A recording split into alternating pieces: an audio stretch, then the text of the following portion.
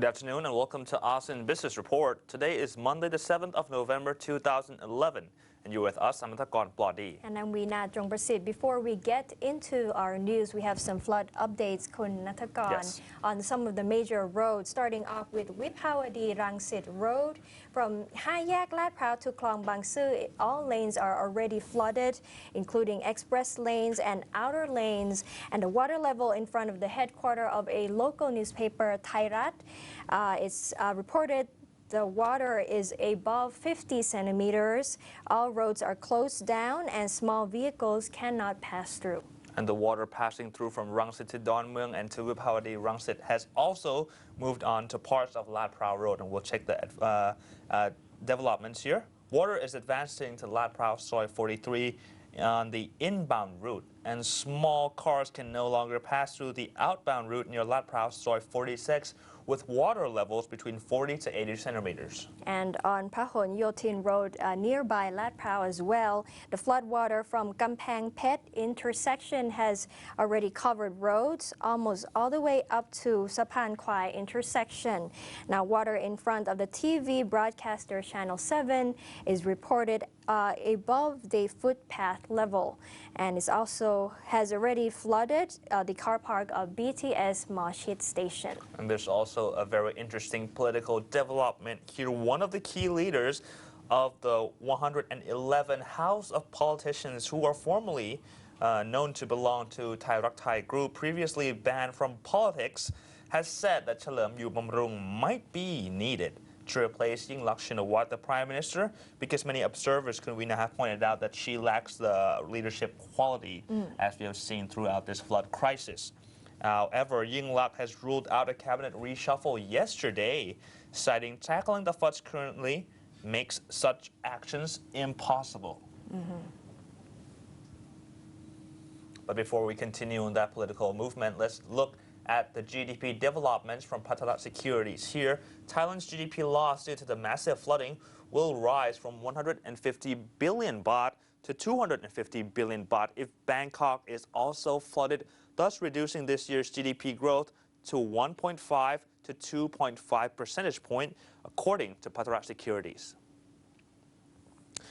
The floods have already closed down 7 major industrial estates, damaged 6 million tons of rice, caused more than 400 deaths, while leaving 600,000 unemployed and now threatening to inundate all of Bangkok. The securities firm estate of output losses from these damages in the fourth quarter of 2011 will lower GDP by 1.5% for the whole year. If Bangkok is also flooded with a water level of 1 meter or more on average in November, the output loss would amount to another 1% of GDP. Contrary to earlier impressions that the worst is over, the firm sees a 20 to 30% chance that Bangkok could be flooded this month. Thus, GDP growth in 2011 would be 2.5% in the base case and 1.5% in the worst case. Flood damages will also add to the GDP in the first quarter of 2011 as they entail repairs and reconstruction. Insurance claims of large companies are estimated at 200 billion baht, while the damages done to 240,000 SMEs would be about 28 billion baht. Additionally, the repairs to 700,000 flood-damaged homes would be another 21 billion baht. If Bangkok is also flooded, the damage would rise by another 30 billion baht. This means that GDP growth in 2011 is expected to be 4.3% in the best case and 4.8% in the worst case where Bangkok floods in November. The loss of 6 million tons of rice appears large, but will be made up by increased output from the second and third rice crops. The bottom line is that Thai rice exports would still amount to 8 to 9 million tons in 2012 compared to 10 million tons in 2011. Export should rise only 8% in 2012 as production returns to normal by mid-year. Imports are expected to see a 13% rise as new capital equipment is imported to replace the damaged ones. From Phatra Securities, we have on the line with us Kun Thanomsri, Fong runrung, who is the Assistant Managing Director. สวัสดีค่ะ คุณ Thanomsri ค่ะสวัสดีค่ะ สวัสดีค่ะ What is your assessment of the flood's impact to the Thai economy during the fourth quarter? Actually, we could say that it's quite difficult to estimate the impact right now because of the Bangkok is still under threat, and the Bangkok is produce 25% of the whole country GDP. So our preliminary right now that is estimate based on the Bangkok is not faced with the severe flooding. If our best case scenario is the flood impact should bring down the GDP by about 1.5% of GDP. And so you could see that the GDP growth this year, it could be just about 2.5%. But if we include the impact of the Bangkok flooding, but not severe, we could see another 1% down from GDP. So at the worst case right now, we expect to see the GDP growth at the 1.5.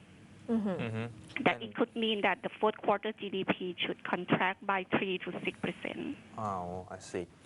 Kun Thanomsri, and let's move on to a longer outlook than now. How will the first and second quarters of 2012 be if Bangkok is also widely flooded? As we said that we already include the Bangkok flood into our estimate in the worst case scenario, but our estimated that is based on the only 1 month that Bangkok have faced with the flooded. So you could see that in the first quarter we will be enter into the period of the repair and reconstruction. So you could see the GDP pick up in the first quarter from those repair reconstruction, mostly in terms of road, building, something like that. So we expect to see the positive growth in the first quarter.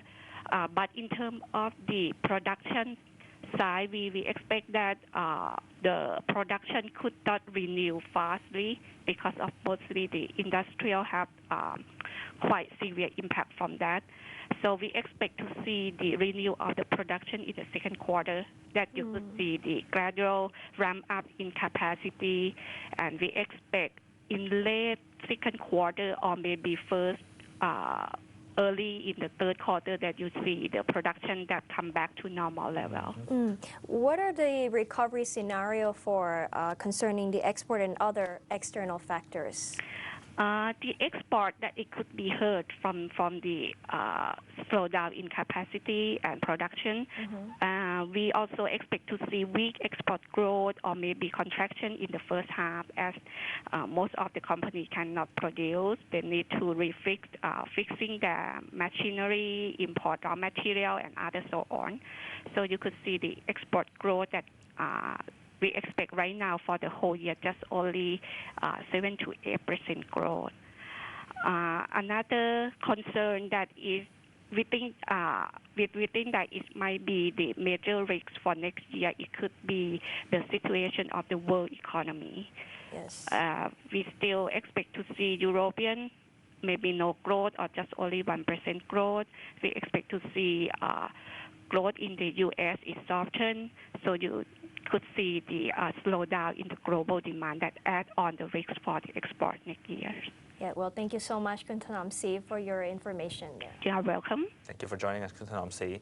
The flood waters have already closed down many roads. We'll show you some alternative routes for you to exit Bangkok by car to other provinces.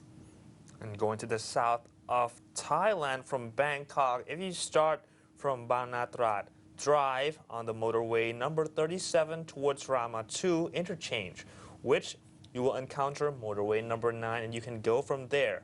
Once you see the interchange, take a turn to head towards Samut Sakhon province via highway number 35.